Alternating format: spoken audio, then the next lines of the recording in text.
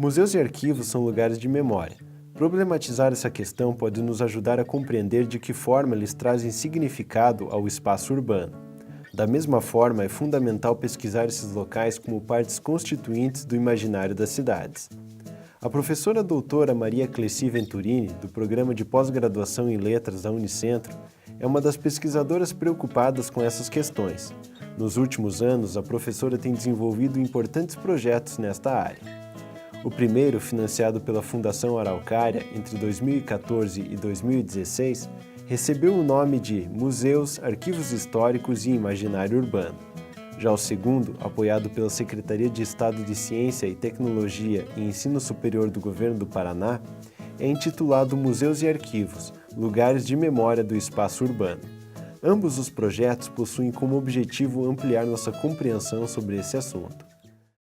A nossa intenção primeira era mostrar os museus tradicionais que guardam memórias especialmente das cidades e o Museu de Língua Portuguesa, com o objetivo de contrapor esses dois espaços, mostrando um como uma memória mais estabilizada, que vem, como será mostrado pela curadora do Museu do Pinhão, que vem da própria comunidade, que coloca o que é importante para eles, o que significa as cidades, o que significa os sujeitos. Já o Museu de Língua Portuguesa é um museu que tinha temáticas e mostras diferenciadas em torno da língua, o que também já traz um questionamento bastante grande em relação à língua como objeto do museu, já que ela jamais é fechada, jamais é estanque, jamais está sendo colocada como um produto da história, mas como algo em movimento e sempre em transformação.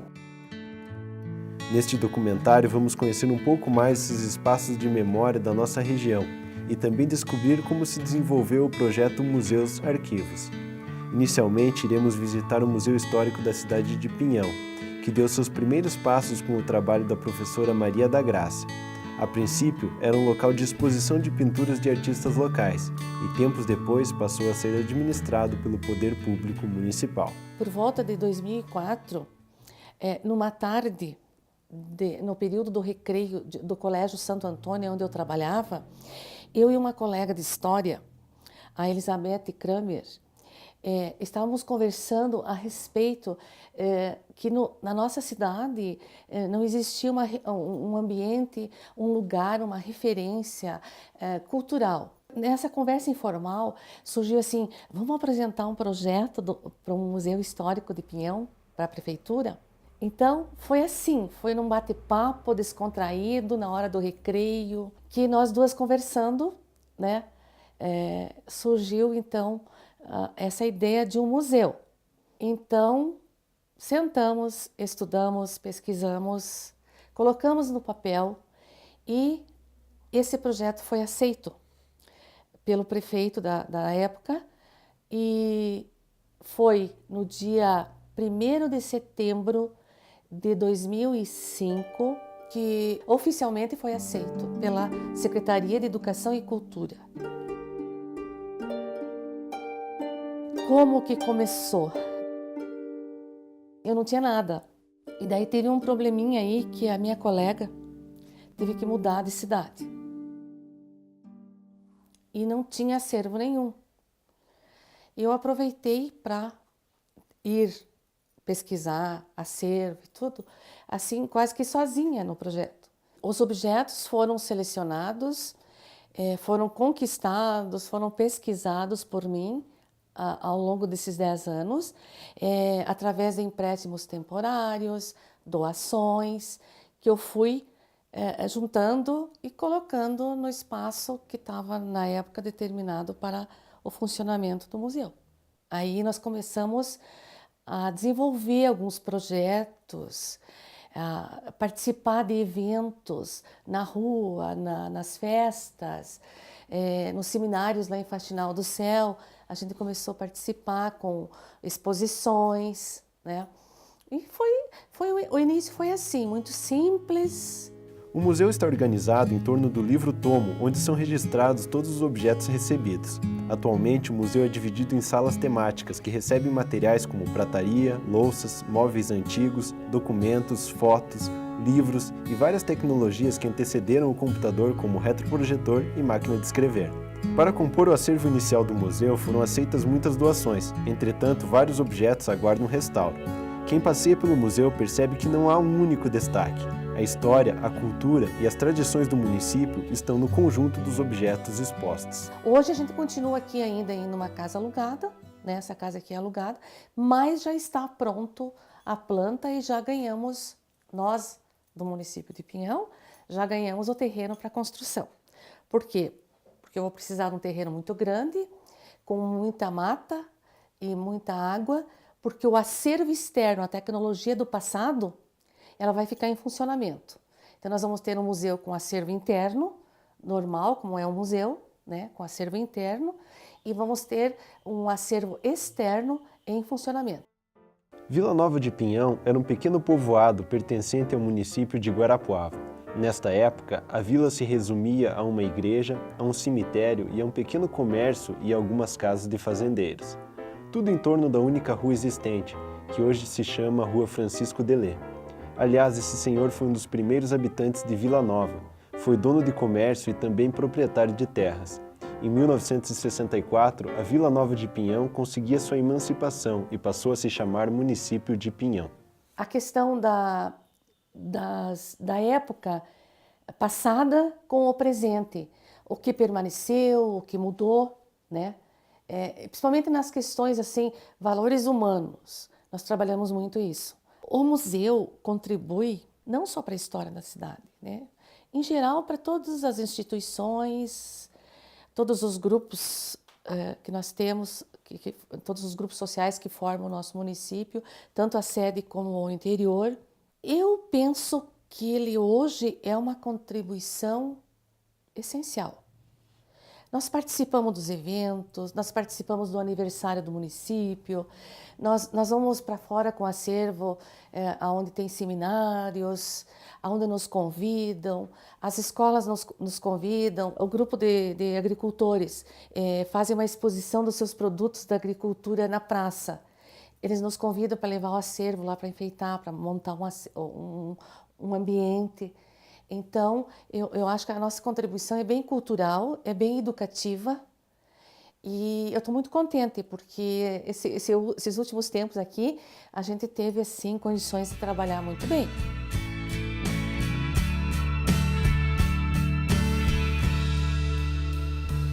Dando continuidade, vamos visitar o Museu de Guarapuava, que tem relação com a história de Guarapuava, que teve início com a Catedral Nossa Senhora de Belém, que hoje é um ponto histórico e fica perto do museu, na área central. A Catedral mostra a característica das igrejas brasileiras e muito da semelhança dela com as igrejas de Portugal.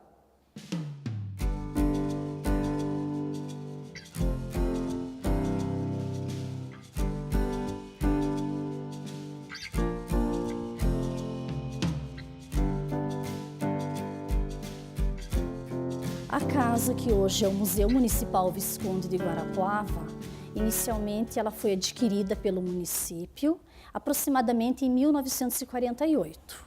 Mas daí, por algum tempo, ela ficou fechada até organizar e aproximadamente em 1954 iniciou como museu municipal e biblioteca também na época. Aí, a partir de 1956, ela ficou só tombada como museu. O Museu Municipal Visconde de Guarapuava é um museu histórico porque aqui nessa casa já está a história de vida do Visconde de Guarapuava, o Antônio de Sá Camargo, que morou aqui por 30 e poucos anos, e aqui já tem uma parte da sua história registrada.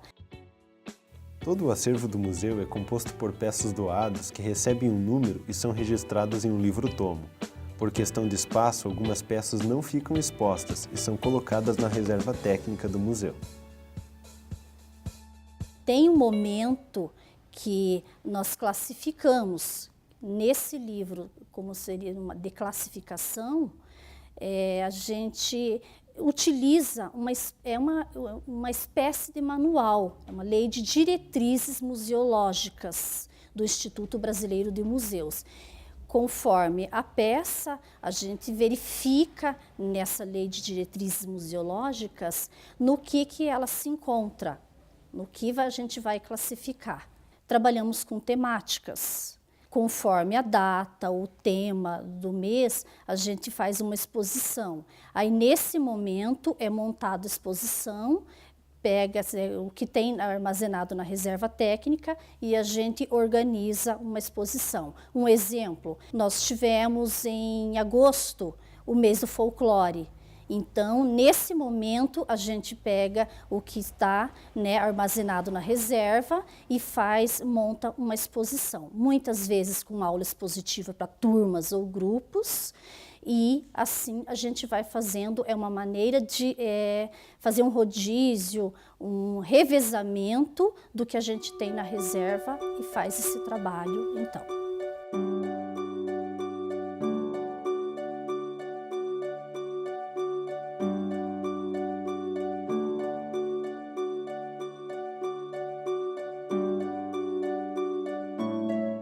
No museu, a vida do Visconde é o que recebe destaque, porque aqui, por ser um museu histórico, onde retrata, né, nos ressalta a vida dele aqui, a gente inicia falando da casa, porque ele morou aqui, e primeiramente, então, é a vida dele.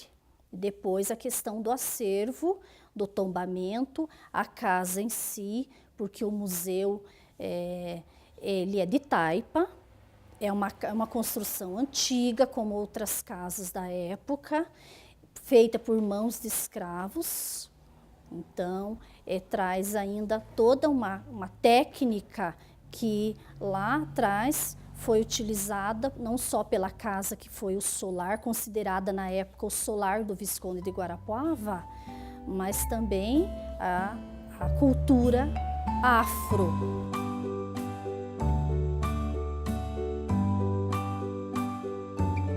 Diria que o museu tem um papel social muito importante na cidade, porque retrata a questão da história da cidade, a questão do preservar o hoje para o amanhã, para as gerações futuras perceber e entender como que era. Então, a questão assim, o museu não é só numa cidade para ser visitado, é para ser vivenciado, porque ali estão, através das peças do seu acervo, a história de vida, a cultura de um povo retratado por uma época.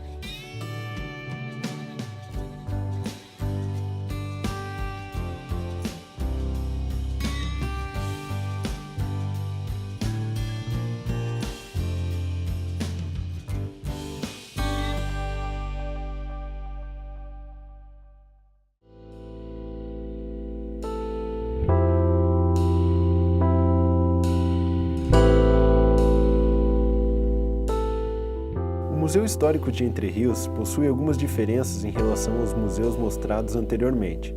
A imigração do povo suábio ao Brasil é contada aqui de duas maneiras.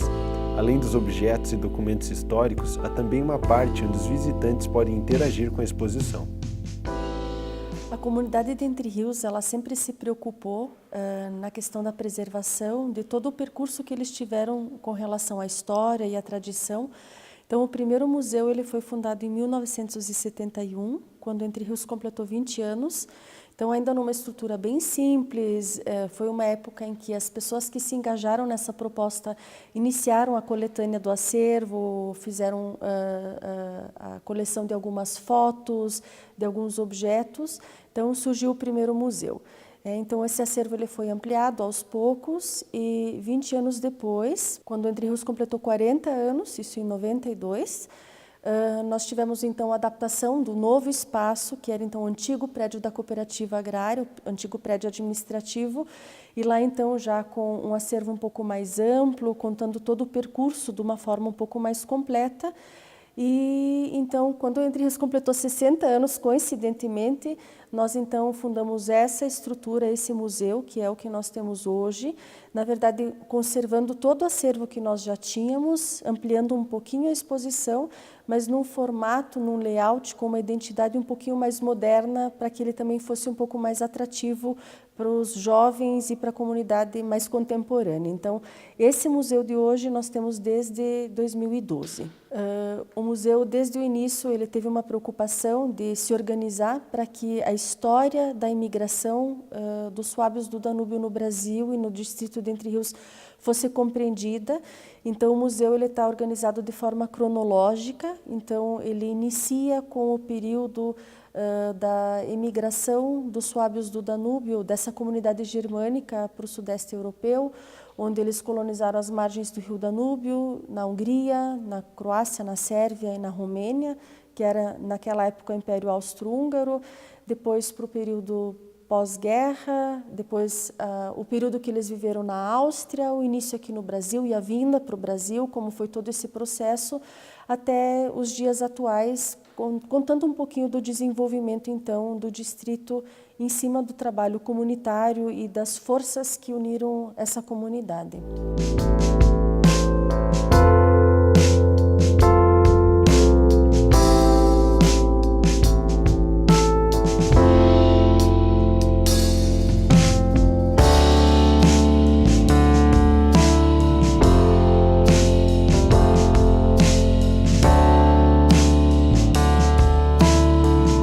Para contar toda essa história, então, nós temos na exposição do museu diversos documentos, objetos, trajes, todos originais, que foram trazidos, então, pelos pioneiros em 1951 aqui para o Brasil. Então, nós temos documentos bem antigos, fotos, vários objetos como louças, utensílios domésticos e de trabalho, até máquinas agrícolas nós temos originais ainda. Então, o acervo ele é composto por todo o material que conta de uma forma mais ilustrativa essa história da imigração aqui para o distrito.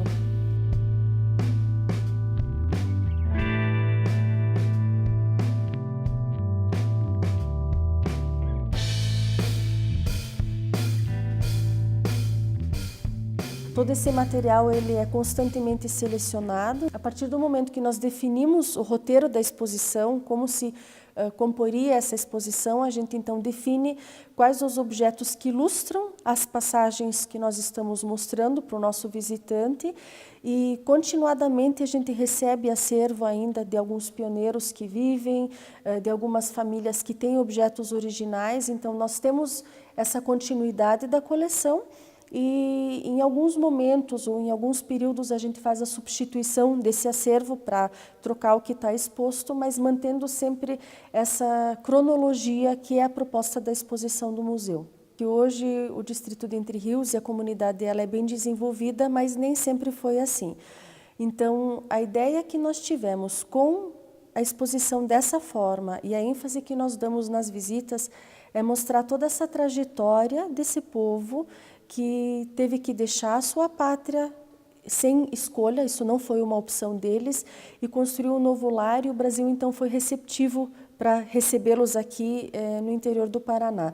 Então a gente dá ênfase assim, nesse desenvolvimento e o quanto que essa comunidade, em cima de alguns valores básicos, como a preservação da língua, a preservação da tradição, da cultura, e também da cultura da agricultura, como eles conseguiram prosperar, assim, tendo como base o trabalho comunitário e os princípios do cooperativismo. O museu contribui paralelamente para a conservação da história, porque hoje o distrito ele é desenvolvido, ele tem indústrias, ele gera empregos, então de certa forma o museu ele contribui contando a origem de toda essa comunidade que faz parte do município de Guarapuava. Assim como o museu contribui para a preservação da história do distrito e contribui para a preservação da história de Guarapuava, nós também contamos com esse espaço para homenagear essa trajetória que os nossos pioneiros tiveram. Então, nós sentimos orgulho de poder presentear essas pessoas e que elas possam vir para cá e perceber assim a construção que eles tiveram e o quanto que a gente valoriza isso ainda hoje em dia, né? o espaço museal como um todo, ele promove essa inclusão ou essa melhoria na percepção das pessoas com relação à história, quando se trata do museu histórico. Então, a gente proporciona para os nossos visitantes esse mergulho no passado para uma melhoria da compreensão do presente.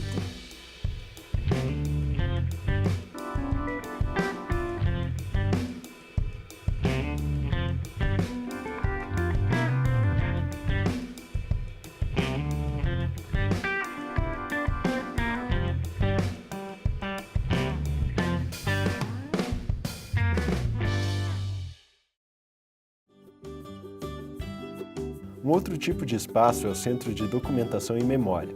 O CEDOC, que está localizado dentro do campus Santa Cruz da Unicentro, guarda não apenas documentos referentes à universidade, como a jornada acadêmica da professora Júlia de Santa Maria, mas também disponibiliza para pesquisa documentos que dizem respeito à fundação da própria cidade de Guarapuava. O arquivo histórico, ele tem origem em 1972, quando era FAFIG, né? Quando não éramos universidade ainda. Os professores de história viam a importância de se preservar a documentação histórica e pediram ao prefeito da época, fizeram toda uma movimentação, pedindo ao prefeito da época que doasse a documentação que estava servada na prefeitura, no sótão da prefeitura, que naquela época a prefeitura estava onde hoje é o estacionamento do Banco Bradesco, né? Era o prédio antigo, o primeiro prédio da Câmara Municipal do Presídio, e depois, a partir de 1890, que foi a prefeitura também se instalou ali. Então, os professores pediram essa documentação, e em 1978 o prefeito cedeu toda essa documentação para nós, né, para a FAFIG. E de lá para cá, o arquivo foi assim uma luta dos professores de história com todos os nossos prefeitos para se criar o Arquivo Histórico Municipal. Em 1989, nós tivemos a criação do Arquivo Histórico Municipal. A função do Arquivo Histórico, nós temos documentação daqui, o nosso primeiro documento é de 1818, uma carta de Sesmaria. Então, nós temos documentos de 1831, que são correspondências da Câmara Municipal. Porque você tem, a partir de 1853, você tem a instalação da Câmara em Guarapuava. Quando o Estado do Paraná se torna uma província, ele se desmembra do Estado de São Paulo, né, se torna uma província, província do Paraná, nós temos a instalação da Câmara também em Guarapuava, né. Eles são separados, né, eles têm o seu catálogo próprio e tal. Os processos crimes também eles têm o seu catálogo próprio, têm a metodologia própria de catalogar essa documentação e de arquivar aqui dentro. Veja, nós temos essas caixas brancas aqui, próprias para a documentação, né, toda higienizada, com proteção, tudo, né, para guardar esse documento, é conservar essa documentação. Qual é a importância? Pesquisa histórica, né? É a partir desses documentos, eu digo assim, quando vem os alunos, da onde vem o livro didático? O livro didático vem daqui, né? Dos arquivos históricos. São esses documentos que vão dar origem a contar a história de um município, de uma região, de uma pessoa, tal, né, que você busca aqui nos arquivos históricos.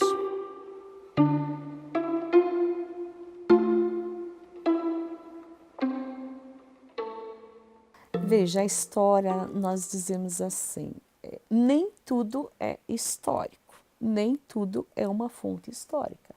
É aquele documento que você volta um olhar para aquele documento e começa a fazer questionamento em cima daquele documento, né? E vai tentar responder em cima daquilo que você encontrou, né? Ele se torna um documento histórico, né? Desde que se volte a olhar para ele. O arquivo histórico, nós temos aqui, então, os documentos da Câmara Municipal de 1831 até 1980. Aí nós temos também documentos da Prefeitura, são correspondências emitidas, expedidas, correspondências particulares que fazem parte desse fundo. Tem toda a documentação da educação, né, das escolas municipais nesse fundo. Daí nós temos o Fundo do Judiciário, né, que é o nosso segundo acervo, segundo fundo documental que nós recebemos, que são os processos crimes. São em torno de 9.000 processos crimes, que já deu várias pesquisas, mestrado, doutorado. Aí nós temos a primeira vara civil, que é de 1846, que se instala em Guarapuava. Aí nós temos a segunda vara civil, temos a Justiça do Trabalho, que se instala em 1970 em Guarapuava, antes era pela primeira vara civil, que eram resolvidas as questões trabalhistas, então nós temos esse fundo.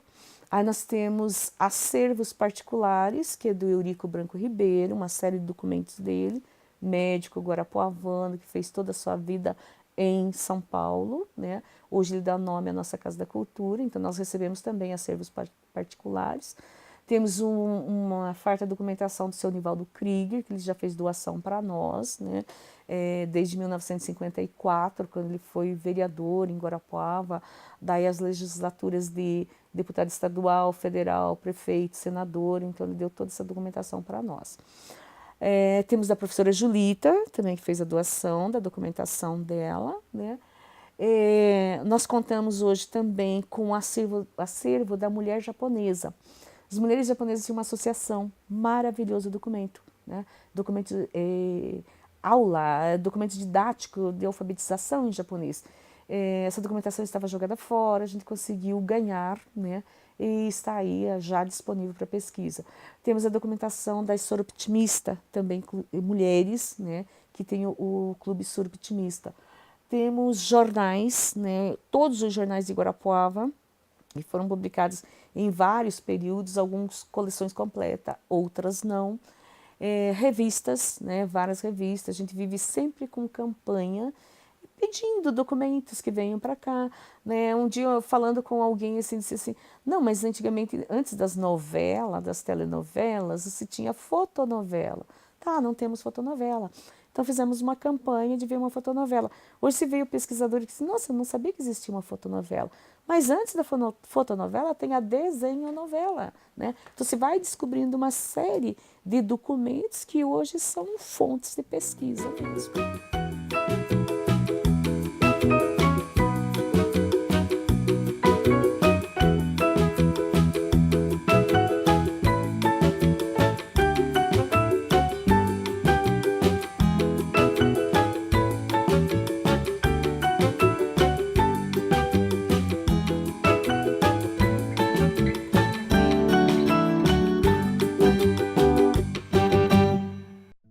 O projeto Museus e Arquivos, Lugares de Memória do Espaço Urbano, teve como público-alvo, durante sua execução, alunos de 2 colégios, Colégio Decisão Júnior, em Pinhão, e Colégio Estadual Manuel Ribas, em Guarapuava. No Pinhão, entre outras atividades, foi desenvolvido um trabalho em torno dos pontos turísticos, focalizando, portanto, a área urbana e o lugar do sujeito nesse espaço. Em Guarapuava, por sua vez, uma das atividades de destaque foi a oficina sobre a história da escrita, que envolveu questões sobre a memória e também sobre o arquivo. Eu pesquisei sobre a história da escola e eu descobri que a escola foi criada em 2006, em março de 2006. Foi um grupo de pais que não estavam satisfeitos com as escolas daqui da cidade e procuraram saber se o dono da escola de Guarapuava tinha interesse em trazer uma unidade para cá. A escola de Guarapuava faliu e o dono teve interesse e trouxe ela para cá. Participei do projeto Museus e Arquivos e fiquei responsável por pesquisar o Colégio Procópio Ferreira Caldas. A primeira escola foi denominada Vila Nova de Pinhão e depois ela passou a ser chamada Grupo Escolar Procópio Ferreira Caldas. Depois, com uma lei lá que se tornou, eles passaram a chamar Colégio Procópio Ferreira Caldas. O nosso tema é a Pedra Régia, que foi colocada por Dom Pedro para delimitar as terras entre 6 famílias. O primeiro marco erigido no Pinhão foi chamado de Marco Régio.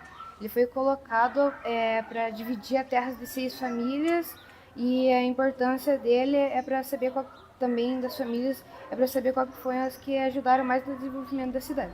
Esse projeto, ele teve várias coisas assim que me perguntaram, como resgatar alguns fatos da minha família e parentes que eu não sabia. Até teve um livro que eu trouxe em alguns encontros que eu pude perceber quem foi a minha família e de onde que ele veio. A gente sabia mais sobre a cidade da gente, sobre os pontos históricos. E algumas histórias que eu e ele, quando a gente foi pesquisar, a gente não conheceu, como algumas epidemias de insetos, leis estranhas e muitas outras coisas. Ajuda a gente a aprender um pouco mais sobre a história da cidade. E a parte que eu mais achei legal, além dessa, foi a parte da árvore genealógica. A gente conheceu um tanto nosso e um tanto das outras pessoas que estão ao nosso lado. Que nem o Gustavo, eu conheço só duas, três pessoas da família dele. Eu conheci quase toda a família agora dele. E também foi importante para resgatar a história de cada coisa aqui do Pinhão, porque a gente nunca sabe como a família da gente, a gente nunca contam pra gente, então foi importante esse projeto. O museu é uma parte muito boa da cidade, né, por causa que ela mostra bastante os locais e a história que tem. Eu pude perceber por que se deu, aonde aconteceu, quem que criou, e coisas que eu vou levar para minha vida toda também.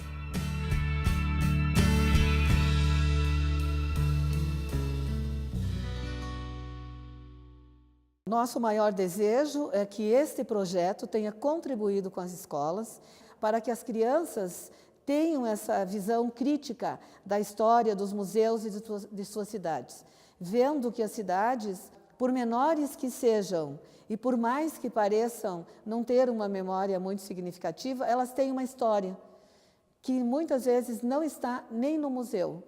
E que esse documentário dê visibilidade a esses lugares de memória nas duas cidades que nós destacamos e que mais pessoas comecem e continuem, porque isso não foi um começo, a pensar nos museus e na história das cidades. E pensar que cada cidade tem a sua ordem, a sua organização, como diz Eni Orlandi, e como pensa a análise do discurso, a história, a filosofia, que são disciplinas que fazem parte desse projeto. Esse documentário, então, ele não é teórico, mas ele vai propiciar que as pessoas realizem pesquisas a partir deles. Eles podem funcionar, então, como um arquivo que vai poder ser mobilizado pelos pesquisadores, dando continuidade, então, a esse projeto que se encerra, mas, ao mesmo tempo, pretende ser um início de outras pesquisas.